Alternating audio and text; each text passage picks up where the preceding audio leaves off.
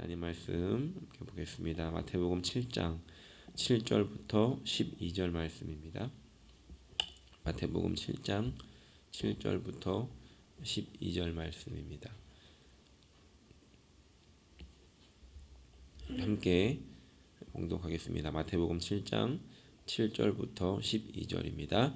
구하라 그리하면 너희에게 주실 것이요 찾으라 그리하면 찾아낼 것이요 문을 두드리라 그리하면 너희에게 열릴 것이니 구하는 이마다 받을 것이요 찾는 이는 찾아낼 것이요 두드리는 이에게는 열릴 것이니라. 너희 중에 누가 아들이 떡을 달라 하는데 돌을 주며 생선을 달라 하는데 뱀을 줄 사람이 있겠느냐. 너희가 악한 자라도 좋은 것으로 자식에게 줄 줄 알거든 하물며 하늘에 계신 너희 아버지께서 구하는 자에게 좋은 것을 주시지 않겠느냐. 그러므로 무엇이든지 남에게 대접을 받고자 하는 대로 너희도 남을 대접하라. 이것이 율법이요 선지자 아니라. 아멘. 오늘 저는 이 말씀을 가지고 좋은 것을 구하라 라는 제목으로 함께 말씀을 나누려고 합니다. 하나님의 말씀이 이 송이꿀처럼 달다라고 합니다. 그런데 그 말씀들 중에서도 오늘 이 말씀은 더 달달한 말씀이지 않을까 생각을 합니다. 그래서 많은 분들의 성경책에 밑줄이 그어져 있을 것이다 라고 생각을 해보았습니다. 구하면 주신다고, 또 찾으면 찾아낸다고, 두드리면 열릴 것이다 라고 말씀하십니다.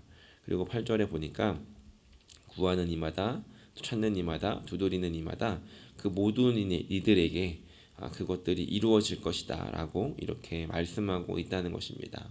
게다가 나쁜 아버지라 할지라도 자녀들에게 좋은 것을 줄 텐데 하나님께서는 오죽이나 하시겠는가, 진짜 좋은 것을 주시지 않겠는가 라고 하는 이 말씀은 설교를 시작하기도 전에 은혜 받는다는 그런 말씀인 것 같습니다. 그런데 이런 상상을 해본 적이 있습니다. 이 말씀을 묵상하면서 해봤던 상상인데요. 오늘 여러분들과 함께 이것들을 좀 먼저 생각해 보면 어떨까 합니다. 우리가 기도를 하지 않습니까? 이따가 그러면 이 말씀을 이제 붙잡고 기도를 하는 겁니다. 하나님 구하는 대로 주신다고 하지 않았습니까? 그러면서 이 말씀을 붙잡고 막 이제 기도를 하는데 갑자기 예수님께서 탁 나타나셔서 이렇게 말씀을 하시는 겁니다. 오늘 내가 너의 기도를 들었다. 그러니까 5개만 딱 골라라. 내가 오늘 5개의 소원을 들어줄 테니까, 반드시 들어줄 테니까 5개만 지금 빨리 이야기를 해보거라 라고 하신다면 여러분들은 5개를 바로 말씀하실 수 있겠습니까? 지금 한번 생각을 해보십시오. 예수님이 지금 5개다 5개 그러면 나는 지금 5개를 무엇을 구할 것인가 생각을 해봐야 한다는 것이죠. 어떤 분은 주님 너무 갑작스러운 건 아닙니까? 그래서 5개가 바로 떠오르지 않거나, 또 어떤 분은 너무 많아가지고 5개를 추려내는 것이 어려운 분들도 계시지 않을까 생각해 보았습니다. 만약에 여러분들께서 지금 5개를 생각을 하셨다면 이제 예수님께서 또 한 번 더 이렇게 말씀하십니다. 자, 너가 골랐던 그 5개를 내가 반드시 이루어 줄게. 그런데 아브라함도 오래 걸린 거 알지? 이러면서 우리에게 옵션을 주시는데, 1개는 내가 지금 당장 이루어 주겠지만 나머지 4개는 5년 단위로 내가 하나씩 이루어 준다 라고 하신다면 우리는 순서를 정해야 될 겁니다. 자, 그러면 이제 그 순서 5개를 고른 것 중에서 순서를 매겨야 될 텐데 아마 5개를 고르는 것보다 더 어렵지 않을까 생각을 합니다. 자, 그럼 이제 여러분들께서 이제 상상을 해보는 겁니다. 5개는 무엇인가, 그리고 이제 내가 매겨진 그 순서는 무엇인가를 좀 잠깐 간단하게 한번 생각을 해보았으면 좋겠습니다. 자, 여러분들의 머릿속에 떠오르는 5가지는 무엇입니까? 그리고 그 중에서 1번은 무엇이고 2번은 무엇입니까? 아마도 그것이 우리의 삶에서 우리가 가장 중요하다라고 생각하는 것이지 않을까, 이런 생각을 해보았습니다. 우리가 주님 앞에서 1번이라고 첫 번째 기도 제목을 드릴 수 있는 그것이 우리에게 가장 중요한 것이고, 우리가 가장 많이 생각하는 것이고, 또 우리가 가장 중요하게 초점을 맞추고 있는 것이 될 수 있다는 것입니다. 그런데 또 이런 생각을 해보게 됩니다. 우리가 5개를 골랐는데 그 5개 중에서 우리가 이제 그 기도를 드리고 나서 우리의 인생을 마치고 주님 앞에 섰는데 주님 앞에서 주님, 저의 인생에 제가 이런 기도를 드렸습니다. 정말 이 기도 잘하지 않았습니까? 라고 하는 그 기도 중에 그 기도가 이 5개 중에서 없다라고 한다면 우리의 인생에 주님 앞에 저 이 기도 잘했죠라고 하는 기도가 하나도 없다라고 한다면 우리의 신앙생활이 무엇을 위한 신앙이었는가 이것을 한번 생각해 보아야 한다는 것입니다. 그리고 또 한 가지는 그 첫 번째 기도 제목을 하나님께 올렸던 그 기도 제목이 물론 우리의 상황마다 다르겠지만 그 기도 제목과 하나님과 나와 관계에 있어서 그 기도 제목이 그다지 중요한 것이 아니다라고 한다면 그럼에도 불구하고 하나님은 들어주시겠지만 그 기도를 들어주시는 하나님의 입장에서 그분의 마음은 어떠실까도 생각을 해보게 되었다는 겁니다. 우리 좋으신 하나님께서는 우리에게 좋은 것을 주시기를 원하는 분이십니다. 오늘 이 말씀을 통해서 우리에게 가장 좋은 것, 가장 필요한 것, 가장 시급한 것이 무엇인가 이것을 함께 생각해 보는 아침이 되었으면 좋겠습니다. 첫 번째로는 좋은 것을 주시는 하나님이라는 것을 우리가 말씀을 통해 알 수 있습니다. 오늘 말씀의 10절, 11절을 보니까 후반부에 하물며 하늘에 계신 너희 아버지께서 구하는 자에게 좋은 것으로 주시지 않겠느냐라고 이렇게 말씀하십니다. 먼저 하나님께서는 오늘 말씀처럼 구하고 찾고 두드리면 모든 것을 얻을 수 있을 것이다 라고 말씀하십니다. 그리고 나서 마지막에 좋은 것을 주실 것이다 라고 말씀을 하신다는 것이죠. 그래서 우리가 이것을 통해서 무엇을 생각해 볼 수 있냐면 우리가 열심히 기도하고 그 기도에 대해 하나님이 우리에게 주시는 응답이 때로는 내가 원했던 결과가 아니라 할지라도 그것을 주시는 분이 하나님이시라면 그것을 보시는 하나님이 보시기에는 그것이 우리에게 가장 좋은 것이라고 하는 그런 믿음을 가지고 우리가 기도해야 한다는 것입니다. 왜냐하면 우리는 사실 뭐가 진짜 좋은 것인지 잘 분별하지 못할 수 있기 때문이라는 겁니다. 나는 이게 좋은 것이다라고 생각했지만 하나님이 보시기에는 그렇지 않을 수가 있다는 것이죠. 우리는 이것을 너무나도 쉽게 알 수 있습니다. 우리 어린 자녀들이 우리에게 구하는 것을 보면 제가 많은 것들을 생각을 해보게 되는데 뭘 사달라고 이야기를 합니다. 그런데 저는 뭐가 더 좋은지를 알고 있어요.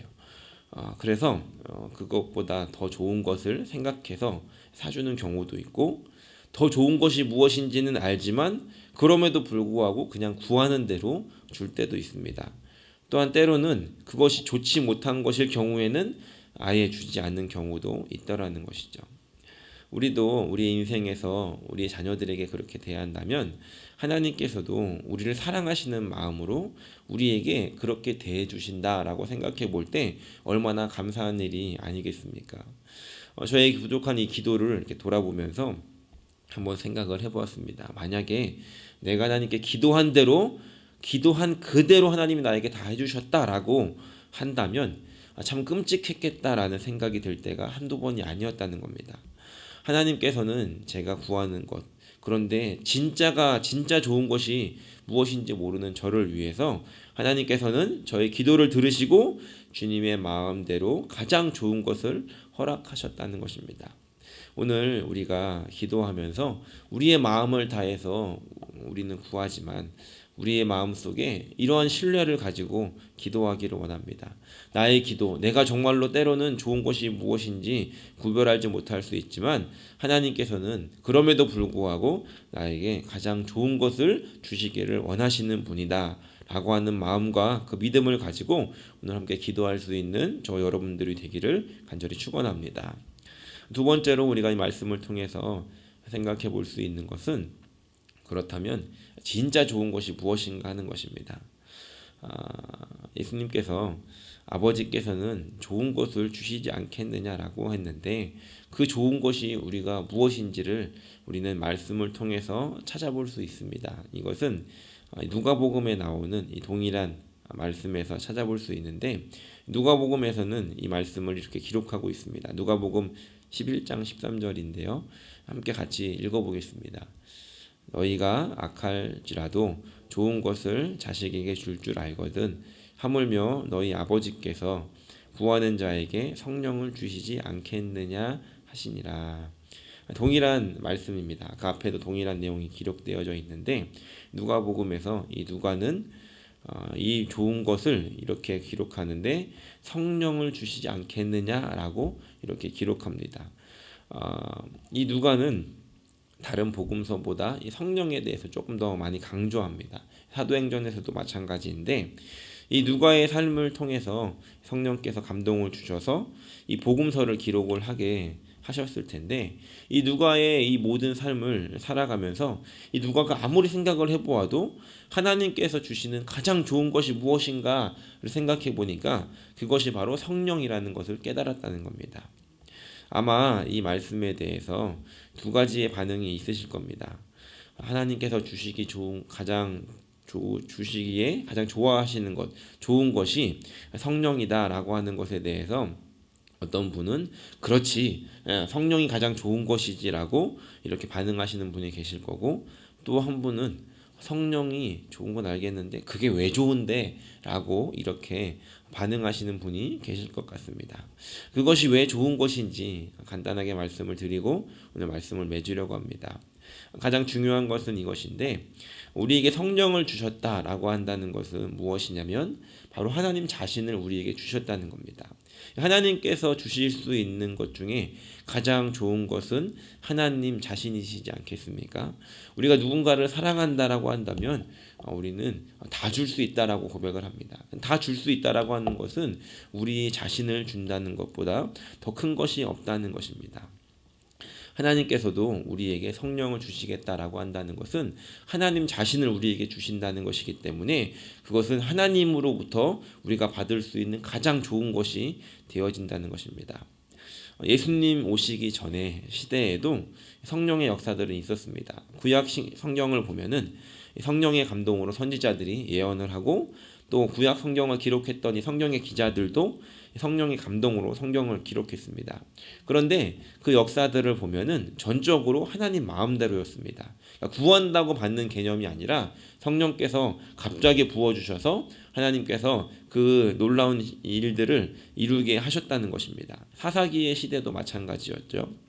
그래서 이 구약 시대에는 하나님께서 정하신 어떤 사람에게 어떤 특정한 일을 위해서 성령을 제한적으로 주셨다라고 한다면 이 신약 시대에 와서는 완전히 바뀌어지는 것이 무엇이냐면 오늘 말씀처럼 구하는 자에게 성령을 주시겠다는 하나님의 약속입니다. 구약 시대에는 구할 수도 없었고 구한다고 받는 것이 아니었다면 신약 시대에는 구하는 자에게 성령을 주시겠다라고 하는 하나님의 약속이 이 안에 들어있다는 것입니다. 예수님을 믿고 영접하는 자에게 성령을 주시겠다라고 약속하십니다. 만약에 이 구약 시대를 살았던 이 믿음의 조상들이 이 소식을 들었다면 깜짝 놀라서 아마 넘어졌을 것입니다. 우리가 천국에 가서 이 구약 시대를 살았던 그 믿음의 조상들을 만난다면 그분들이 우리에게 이렇게 이야기할 것 같습니다. 정말 너네는 좋은 시대 살다 왔다. 정말로 복된 시대를 살다 왔다. 내가 그렇게 원했던 것을 너희들은 받았다라고 이렇게 우리에게 이야기하지 않을까 생각을 해보았습니다.